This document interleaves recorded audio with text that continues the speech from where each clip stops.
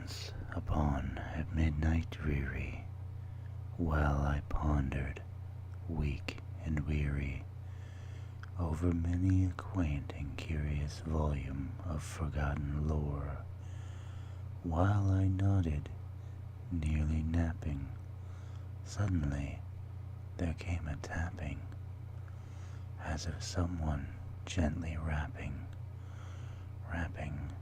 at my chamber door.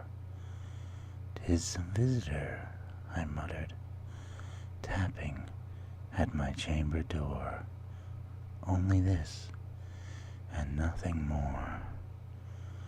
Ah, distinctly I remember, it was in the bleak December, and each separate dying ember wrought its ghost upon the floor. Eagerly I wished the morrow, vainly I had sought to borrow from my book's secrets of sorrow for the lost Lenore, for the rare and radiant maiden whom the angels name Lenore, nameless here for evermore. And the silken, sad, uncertain rustling of each purple curtain thrilled me, filled me with fantastic terrors never felt before, so that now, to still the beating of my heart, I stood repeating, "'Tis some visitor entreating entrance at my chamber door." Some late visitor entreating entrance at my chamber door. This is it, and nothing more. Presently my soul grew stronger, hesitating then no longer. "Sir," said I, "or madam, truly your forgiveness I implore. But the fact is I was napping, and so gently you came rapping, and so faintly you came tapping at my chamber door, that I scarce was sure I heard you. Here I opened wide the door. Darkness there, and nothing more. Deep into that darkness peering, long I stood there, wondering, fearing, doubting, dreaming dreams no mortal ever dared to dream before. But the silence was unbroken, and the stillness gave no token, and the only word there spoken was the whispered word, "Lenore." Then I whispered, and an echo murmured back the word, "Lenore." Merely this, and nothing more. Back into the chamber turning, all my soul within me burning, soon again I heard a tapping, somewhat louder than before. "Surely," said I, "surely that is something at my window lattice. Let me see then what thereat is, and this mystery explore. Let my heart be still a moment, and this mystery explore. 'Tis the wind, and nothing more." Open here I flung the shutter, when, with many a flirt and flutter, in there stepped a stately raven of the saintly days of yore. Not the least obeisance made he, not a minute stopped or stayed he, but with mine of lord or lady, perched above my chamber door, perched upon a bust of Pallas, just above my chamber door, perched, and sat, and nothing more. Then this ebony bird beguiling my sad fancy into smiling, by the grave and stern decorum of the countenance it wore.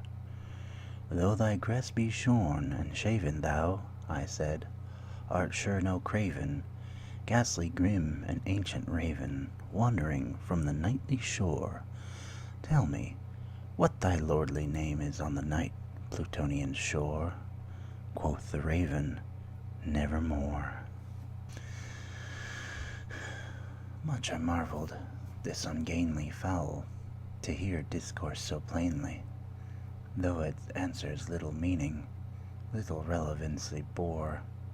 For we cannot help agreeing that no living human being ever yet was blessed with seeing bird above his chamber door, bird or beast upon the sculptured bust above his chamber door, with such name as nevermore. But the raven, sitting lonely on the placid bust, spoke only that one word, as if his soul in that one word he did outpour. Nothing farther than he uttered, not a feather than he fluttered, till I scarcely more than muttered, Other friends have flown before, on the morrow he will leave me, as my hopes have flown before. Then the bird said, nevermore. Startled at the stillness broken by reply so aptly spoken, doubtless, said I, what it utters is only stock and store, caught from some unhappy master, whom unmerciful disaster followed fast and followed faster, till his songs one burden bore, till the dirges of his hope that melancholy burden bore, of nevermore. But the raven still beguiling all my fancy into smiling, straight I wheeled a cushioned seat in front of bird and bust and door. Then upon the velvet sinking, I betook myself to linking fancy unto fancy, thinking what this ominous bird of yore, what this grim, ungainly, ghastly, gaunt, and ominous bird of yore meant in croaking nevermore. This I sat engaged in guessing, with no syllable expressing, to the fowl whose fiery eyes now burned into my bosom's core. This and more I sat divining, with my head at ease reclining on the cushion's velvet lining, that the lamplight gloated o'er, but whose velvet violet lining, with the lamplight gloating o'er, she shall press, nevermore.